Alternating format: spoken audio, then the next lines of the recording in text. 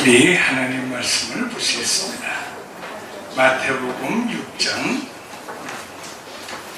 자, 주기도 전문을 우리 다 같이 한번 우리 암송하는 마음으로 한번 읽겠습니다. 9절부터 13절까지입니다.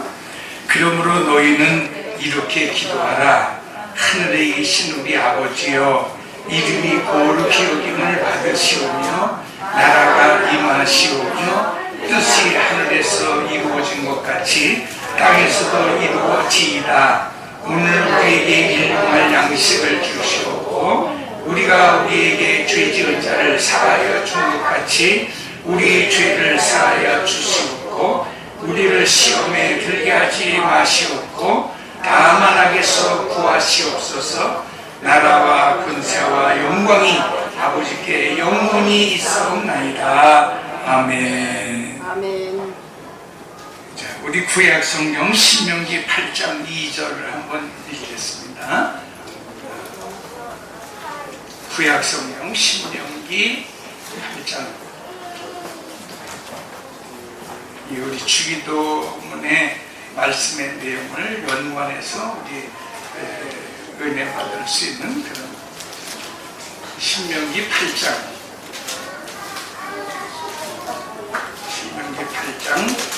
2절 3절 9절만 읽겠습니다. 시작. 내 하나님 여호와께서 이 40년 동안에 내게 광야 길을 걷게 하신 것을 기억하라. 이는 너를 낮추시며 너를 시험하사 내 마음이 어떠한지 그 명령을 지키는지 지키지 않는지 알려 하심이라.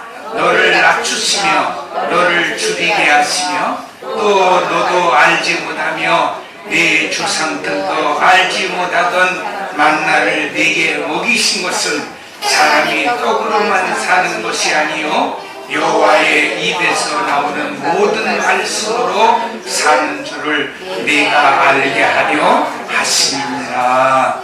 아멘. 아멘. 이제 저를 보세요.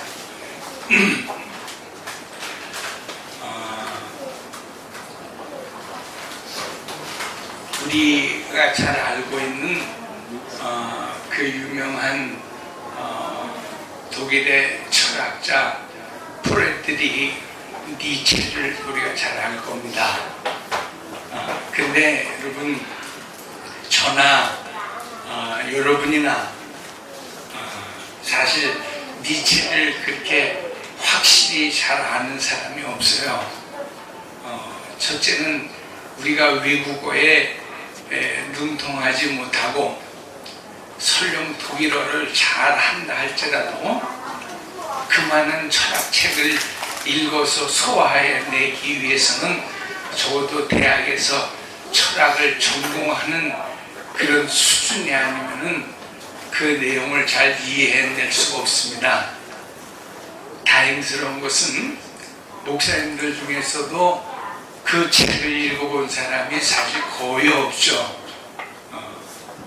그러나 많은 그 전공자들이 그 책을 읽고 또 교수들이 그 책을 읽고 그 책의 전체적인 내용을 다 우리에게 말한 경우는 뭐 없습니다만은 가장 대표적인 그 한 센텐스가 있어요. 한 문장이 있는데 그것은 신은 죽었다라고 하는 말입니다.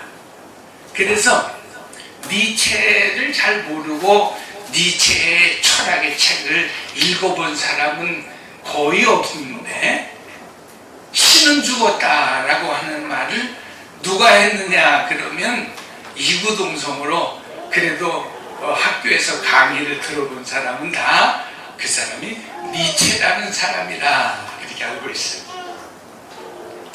그래서 목사님도 저부터도 사실 그 책을 읽어보지 않았기 때문에 그 책의 전체적인 그런 내용이 무엇인지는 잘 모르겠지만 제가 어려서 공부하고 나이를 60대가 되도록 사실 생각했던 것은 모든 세상의 사람들이 생각하고 있는 그런 수준의 머물러 있었습니다. 무슨 말입니까?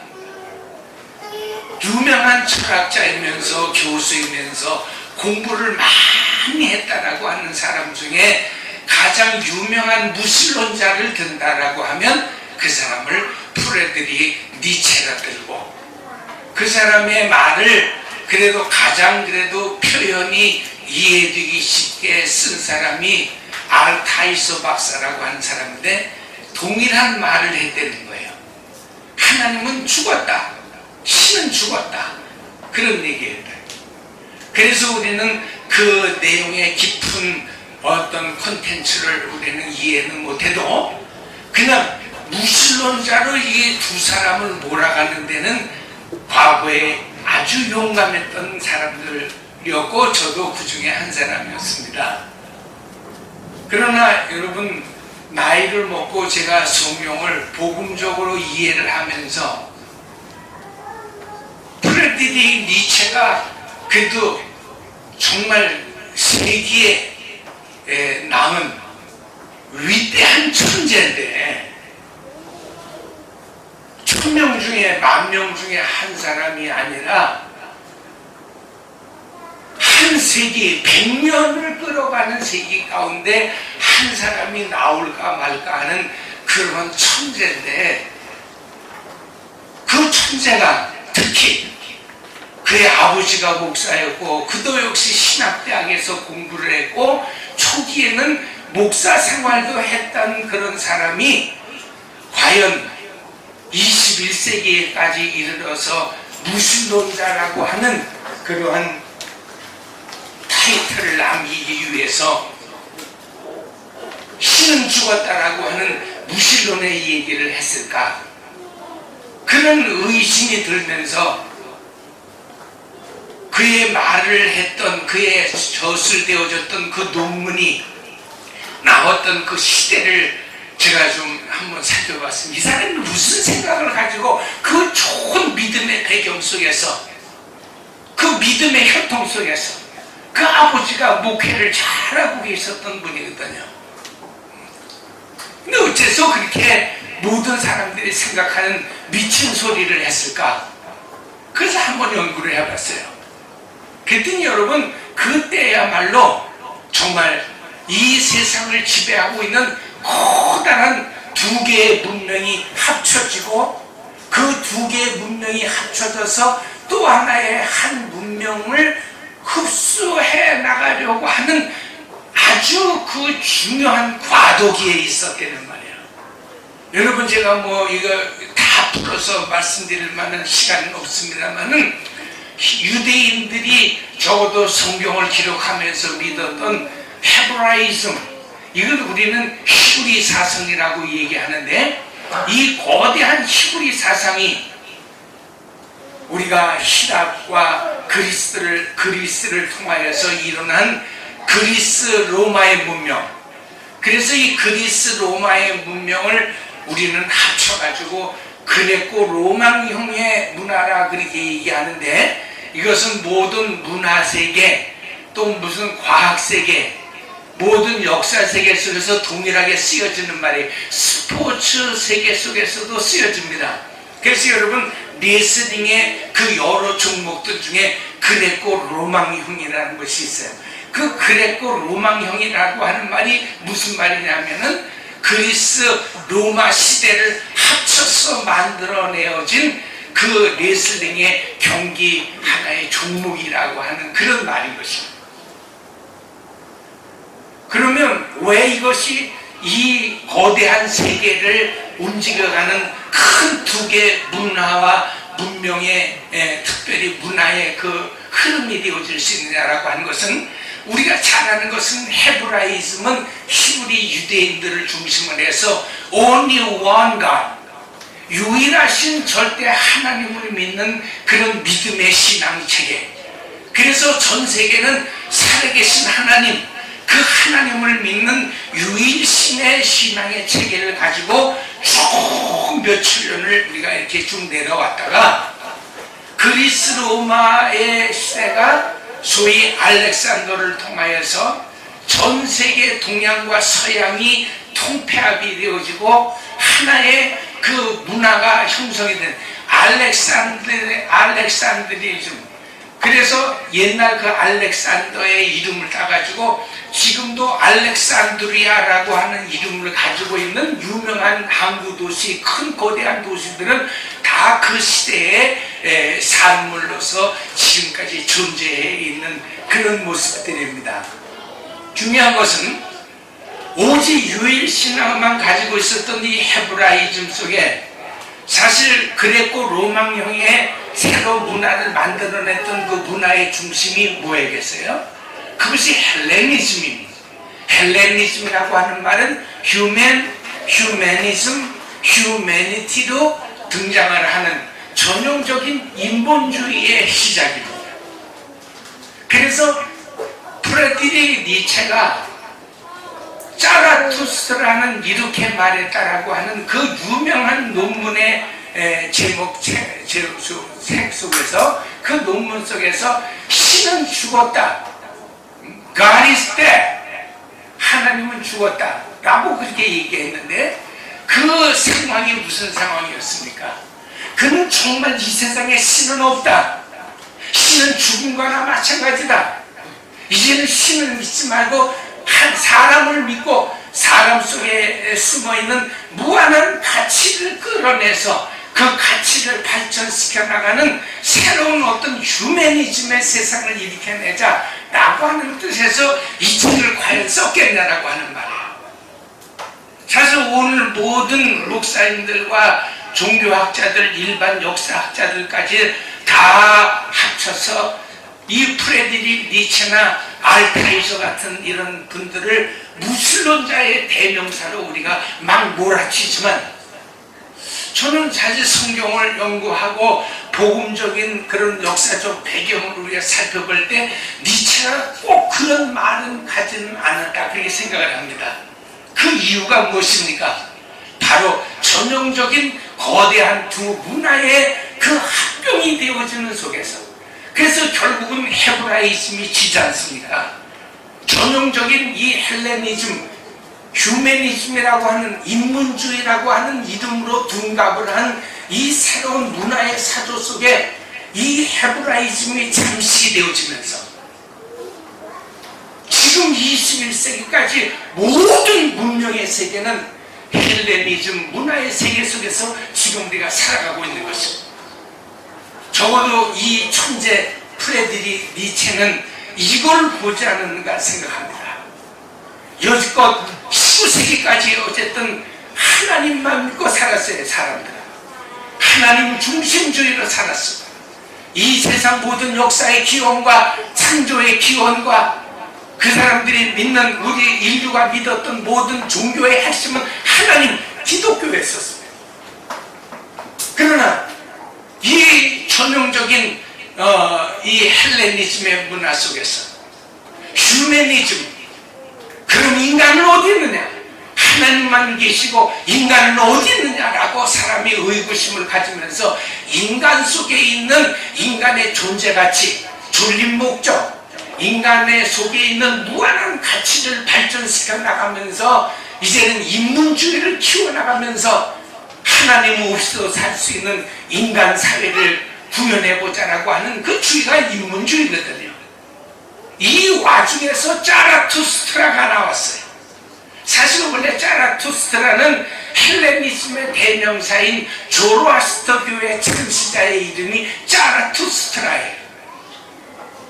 니체가 왜 그 BC 세기에 짜라투스트라를 얘기했는지는 잘 모르겠습니다만, 중요한 것은 저는 그렇게 봅니다.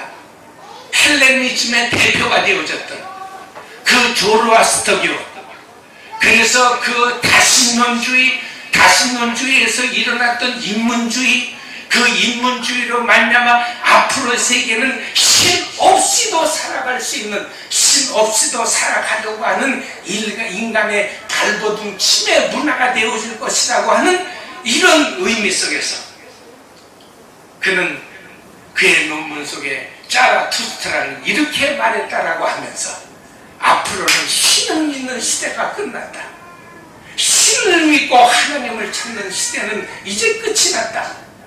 이제 앞으로 사는 모든 세상의 사람들은 모두가 다 인간 중심, 사람이 최고야, 사람으로 말미암아 사람 중심으로 세상을 살아가야 돼 라고 하는 그런 세계가 열려질 것이다 라고 하는 의미 속에서 이제 신은 죽고 사람이 다시 탄생하여 사는 새로운 부활의 세계가 시작이 된다. 이런 의미 속에서 그는 자라투스트라는 이렇게 말했다라고 하는 논문을 발표하게 되어진 것으로 저는 그렇게 생각합니다. 왜? 저도 평생 동안에 너무 그를 몰아세웠거든요. 무엇이라고? 무신론자의 대표자라고. 저도 목사의 아들이면서 어떻게 그런 말을 할 수 있었겠냐고. 근데 사실 우리가 사는 오늘 삶의 현실을 들여다보면 우린 지금 신이 살고 있는 세상에서 살고 있습니까? 굉장히 어렵죠. 다 여러분 그렇다라고 얘기를 하겠지만 조금만 들여다보면 우리는 인문주의, 사람이 최고요, 사람이 다야, 여기에서 시작하고 끝이 나는 문화 속에서 살고 있지. 솔직히 온통 교회까지를 포함해서 정말 하나님 중심주의, 하나님 절대주의, 하나님 근본주의, 우리 인생이라고 하는 것은 하나님께로부터 와서 하나님의 영광을 위해서 쓰임받다 살다가 하나님 나라로 돌아가는 거야 라고 하는 신본주의 사상을 얘기하는 것은 그렇지 않습니다. 오늘 우리 교회도 이걸 깨려고 제가 설교를 패턴을 바꾸고 말씀을 드리는 겁니다. 수많은 사람들이 주기도문을 왜 그렇게 어렵게 하냐고 얘기할 수 있을 것 같아요. 뭐 수많은 사람들은 아니겠죠. 우리 교회 성도들 이외에는 잘 모를 테니까. 그러나 여러분, 우린 지난 석 달간 쭉 주기도문을 이렇게 살펴내면서 거의 이제 막바지에 달았지 않습니까? 무슨 말이에요? 용서도 하지 말고 뭐 하나님만 구하고 살아라. 여러분 그렇게 오해하시면 안 돼요. 그것이 바로 인문주의인 것입니다. 무슨 말씀입니까? 여러분 중에 용서 모르는 사람 어디 있어요? 생명의 먹을 떡과 빵을 모르는 사람이 어디 있어요? 하나님 앞에 기도할 줄 모르는 사람이 어디 있어요? 그러나 무엇을 어떻게 왜 기도하느냐 이것을 아는 사람은 별로 없다는 거예요. 다 우리가 알고 있는 지식의 수준, 상식의 수준은 다 뭐예요? 여러분 상식이라는 말을 영어로 common sense라고 하는데 그 common이라고 하는 말이 공동이라고 하는 말이에요. 다 같이라고 하는 말입니다. 모든 사람이 획일적으로 동일하게 이렇게 한 가지로 생각하자고 서로 제의하고 합의하여서 도출해낸 어떤 그 결과물을 얘기하는 것이죠. 그러므로 우리가 생각하는 용서, 하나님, 기도, 자비, 양선, 베품, 누구도 복음적으로 생각할 수 있는 사람이 없어요.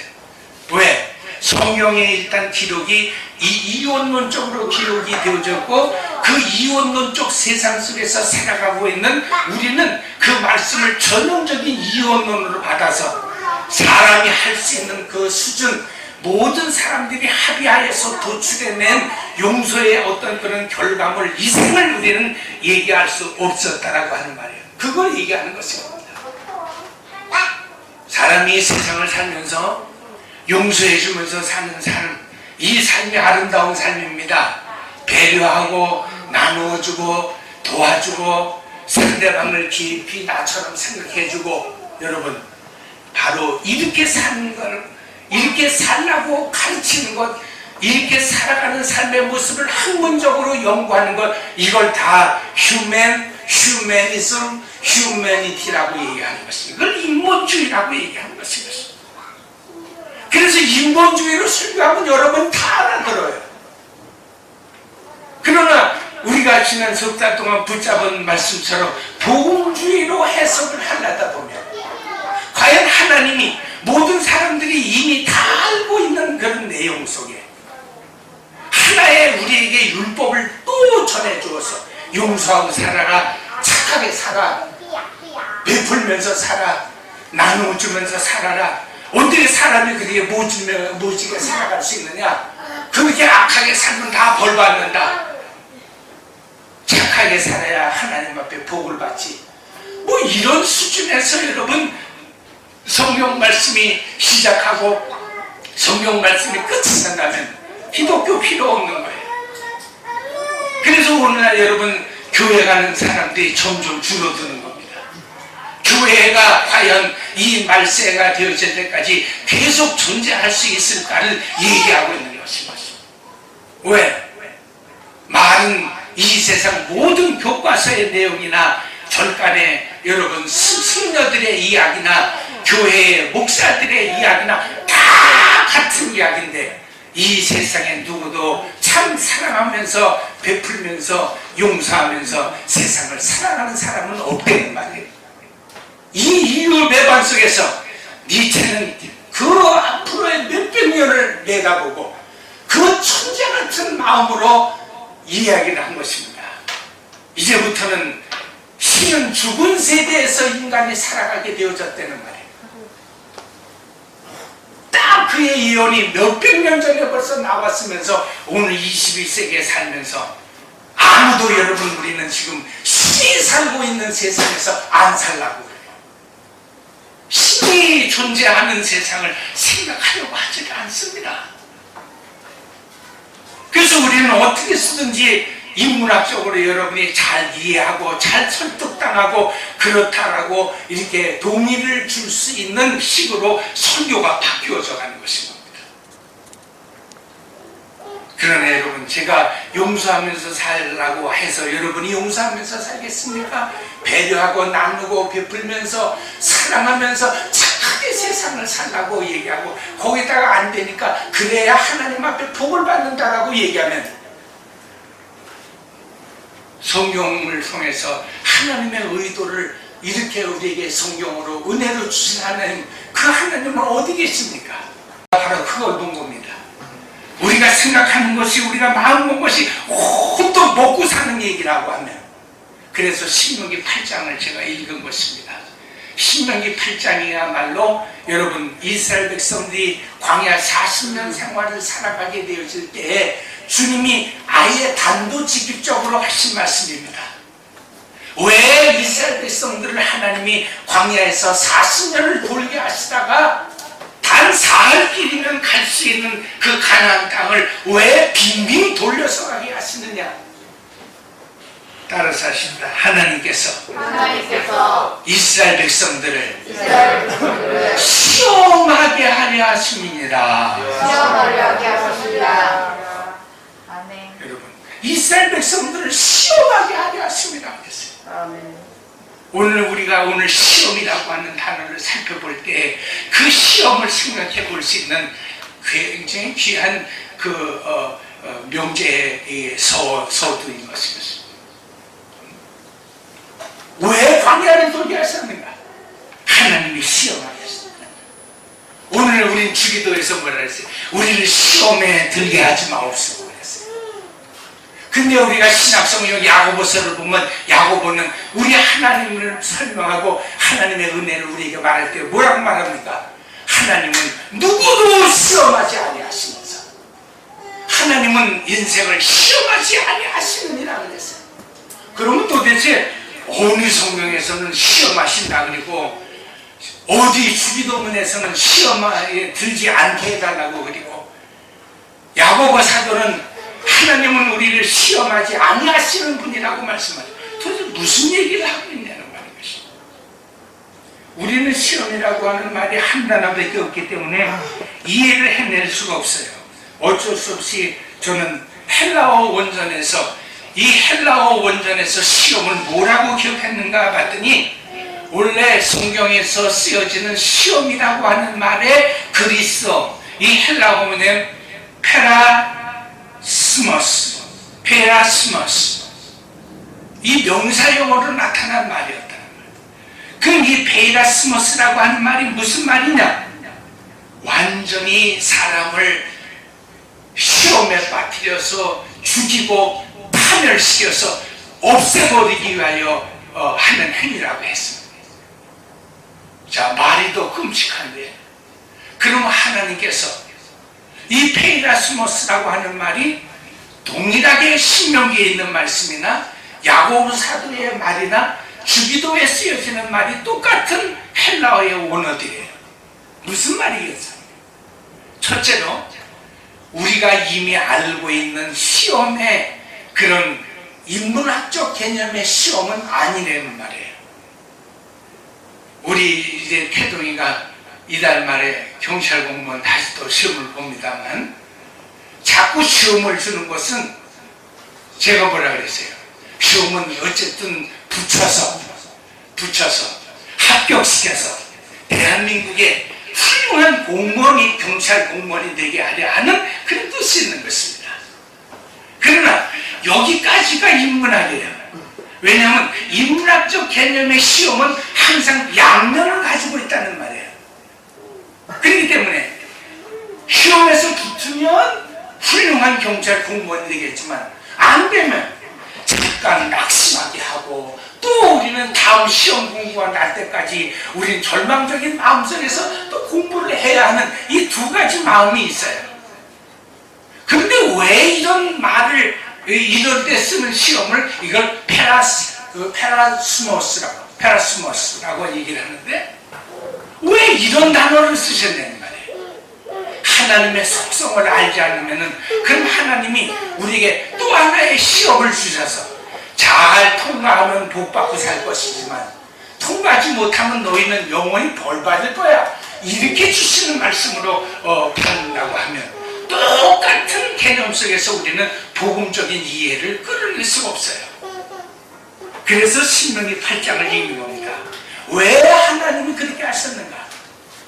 이렇게 진행하면 복 받고, 이렇게 진행이 되지 않으면 너희는 벌 받을 거야, 이런 마치 어떤 물체의 양면, 밝은 양면이 있고 깜깜한 음면이 있다, 음지가 있어서 양면의 모습을 가지고 역사하는 것이 아니라, 다 같이 큰 소리로 3절을 우리 다 같이 신명기 8장 3절, 혹시 덮으신 분은 그냥 따라서 하시겠습니다. 너를 낮추시며 너를 줄이게 하시며 너로 알지 못하며 네 조상들이 알지 못하던 만나를 먹이신 것은 사람이 떡으로만 사는 것이 아니요 여호와의 입에서 나오는 모든 말씀으로 사는 줄을 너희로 알게 하려 하십니다. 할렐루야. 하나님께서 우리를 왜 사흘 길이면 갈 수 있는 길을 페라스모스, 왜 시험하셨다고 그랬어요? 왜 광야에 가서 40년을 헤매게 하셨어요? 사람은 인본주의로 사는 것이 아니라 사람은 하나님 중심으로 사는 거야. 아멘. 사람은 떡 먹고 배불러서 그렇게 해서 생명을 유지해가는 것이 아니라 그것은 에너지를 얻어가는 것에 불과해. 인간이 영원한 생명을 가지고 하나님의 나라에 들어갈 수 있는 것은 하나님의 말씀이 떡으로 임할 때, 그 떡을 마치 육신의 떡처럼 너희가 받아 먹을 때 가능한 거야. 이거를 너희에게 가르쳐주기 위함이 한 가지 사실밖에 없는 것인 것입니다. 아멘. 안 돼서 우리를 저주하고, 그 동사용어로 쓰였을 때는 페라이조라고 쓰이는데, 페라이조라고 쓰일 때는 더 좀 끔찍해요. 사람을 죽이게 한다, 멸망시키게 한다, 시험을 주어서 그를 완전히 파멸로 이끈다라고 하는 동사로 쓰인다는 말이에요.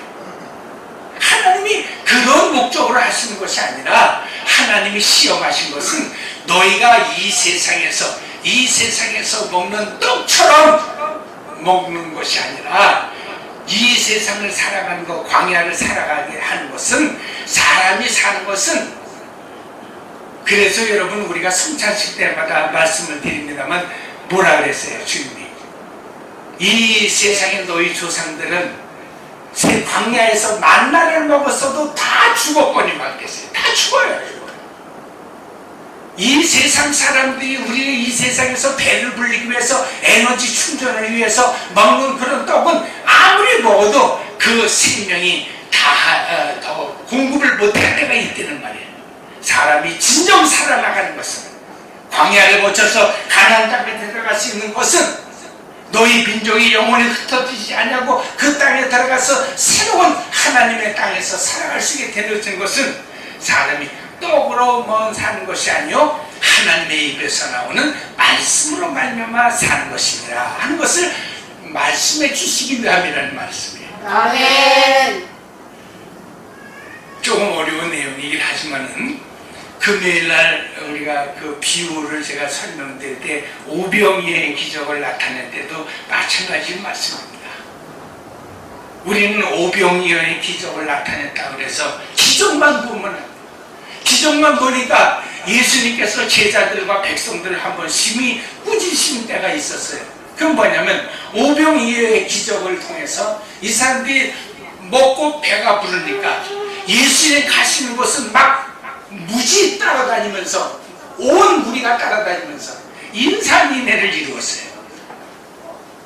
그래서 예수님께서 그 많이 모인 사람들을 칭찬해 주시는 것이 아니라 첫 번째 주시는 말씀이 뭐랬어요? 너희가 왜 모였는지 아느냐? 광야에서 떡을 먹고 배불렀기 때문이라는 거예요. 사람이 먹고 배가 부를 수 있는 떡을 먹고, 혹시라도 그 떡을 나한테 더 구하기 위하여 나를 왔느냐? 내가 줄 떡은 이 세상의 떡이 아니라 생명의 떡, 하늘의 떡, 내가 그 떡으로 온 나 자신 예수님이라를 계속 주님이 말씀하시는 그런 모습이 나옵니다.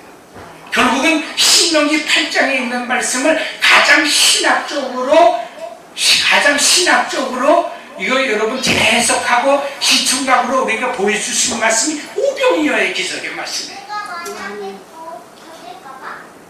한번 교회에서 크게 분란을 일으켜서 쫓겨났던 사람인데, 근데도 아직도 정신을 못 차리고 그 사람의 그 어떤 설교를 한번 보니까 어디 마포인가 어디 가서 다시 교회를 개척하면서 하는 얘기가 돈 잘 버는 법, 이게 나왔더라고요. 그래서 내가 이 사람은 아직도 참 뭐 나도 마찬가지지만 정신 차리려면 아직도 멀었구만. 그렇게 멀쩡한 교회에서 이상한 짓 하다가 쫓겨났다가 아직도 정신을 못 차리고 또 옆에 가서 기껏 한대는 말이에요. 인생에 돈 잘 버는 법. 다 여러분 예수 왜 믿어요? 교회에 왜 나와요? 돈 버는 법을 가르쳐줘. 여러분 이 세상에서 제가 몇 번이고 말씀드린다면, 돈 잘 버는 법을 여러분이 배우려면 우리 김정문 집사님한테 특강을 들어야 됩니다. 목사가 평생에 돈을 안 벌어본 사람이 어디서 무슨 돈 버는 법을 가르쳐 주겠어요? 예수님은 단 한 번도 돈 버는 법을 가르쳐 주신 일이 없어요. 돈 벌지 말고 살려는 것이 아니라 일단 우리가 주님을 찾는 우리의 목적이 틀어졌다는 말이에요. 여기서 여러분 목사가 돈 버는 법 가르쳐주고, 용서해 주는 법 가르쳐주고, 배려하는 법 가르쳐주고, 착하게 사는 법을 가르쳐줄 수만 있다면 얼마나 좋아요. 여러분이 그거 모릅니까? 제가 말 한마디만 하면 여러분은 속으로 아마 10번 정도 욕을 할 겁니다. 너나 잘 살아라. 너나 사랑하면서 살아라. 당신이나 용서하면서 사세요. 그렇게 하면 여러분 얘기하실 것이에요. 왜 그렇습니까? 교회는 그런 거 얘기하는 것이 아닌 것입니다. 그걸 지난번에 용서라고 하는 단어가 과연 누구에서부터 나와서 자기가 하나님 앞에 용서를 받은 자, 이 세상에서 갚을 수 있는 것이 아니라고 그랬잖아요. 내가 여러분 이 세상에서 도저히 이룰 수 없는 것이 구원이라고 얘기하면, 이 구원에 확신이 없는 자는 남에게 이걸 흘려낼 수가 없다는 자리가 많은 것입니다.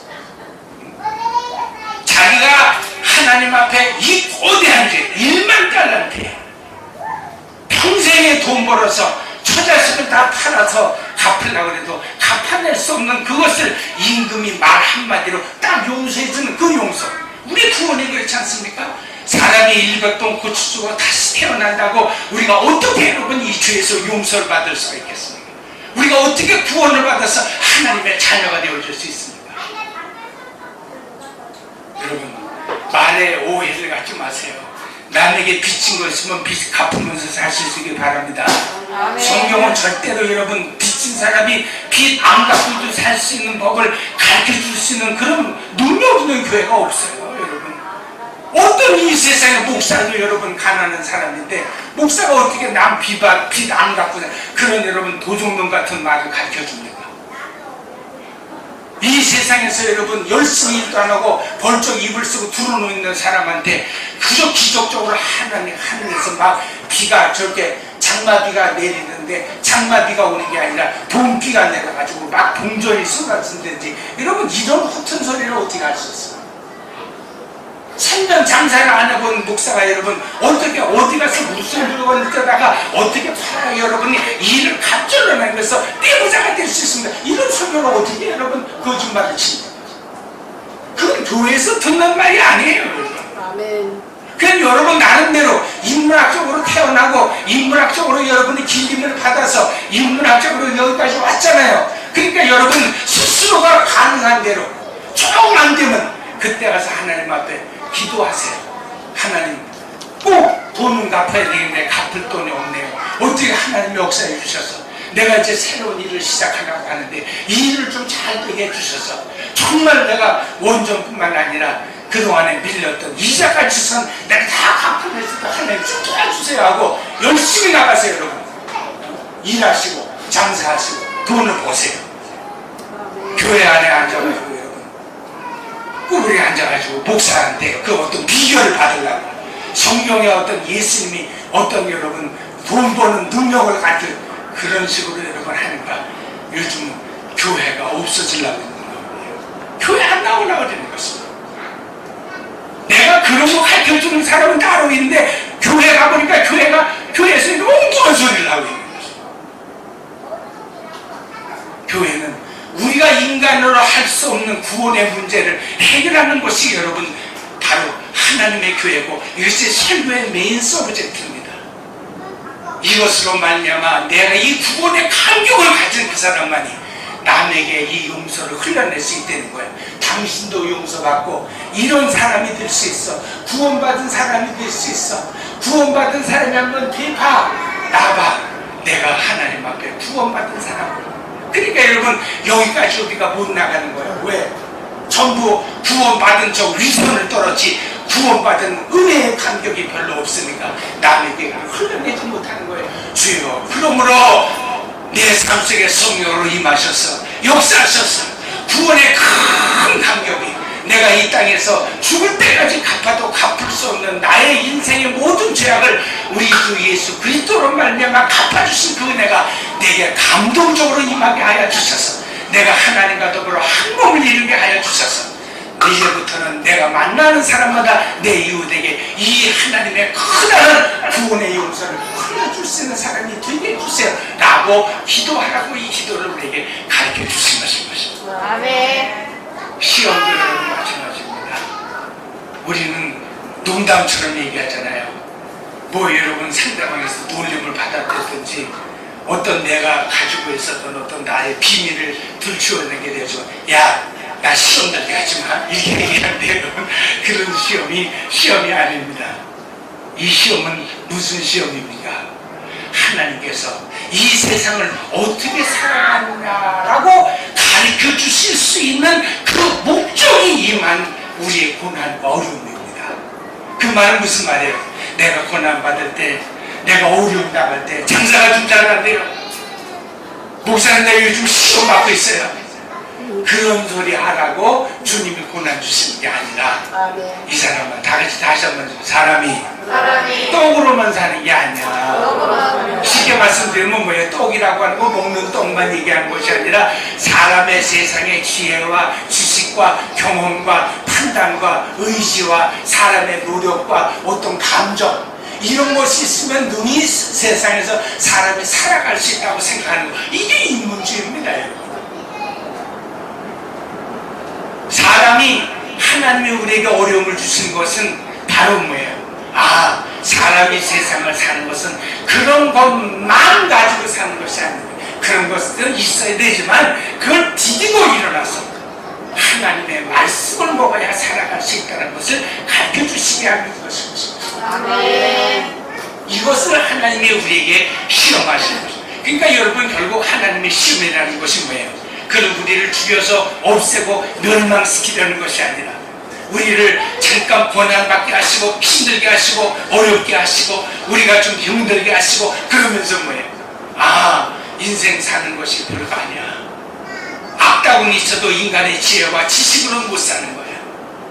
세상에 사람이 살아갈 수 있는 귀한 한 가지는 그건 하나님의 입에서 나오는 기록되어져 있는 하나님의 말씀으로 말미암아 우리가 세상을 사는 거야 라고 하는 것을 깨닫게 하려 하시는 것인 줄로 믿습니다. 아멘. 할렐루야. 아멘.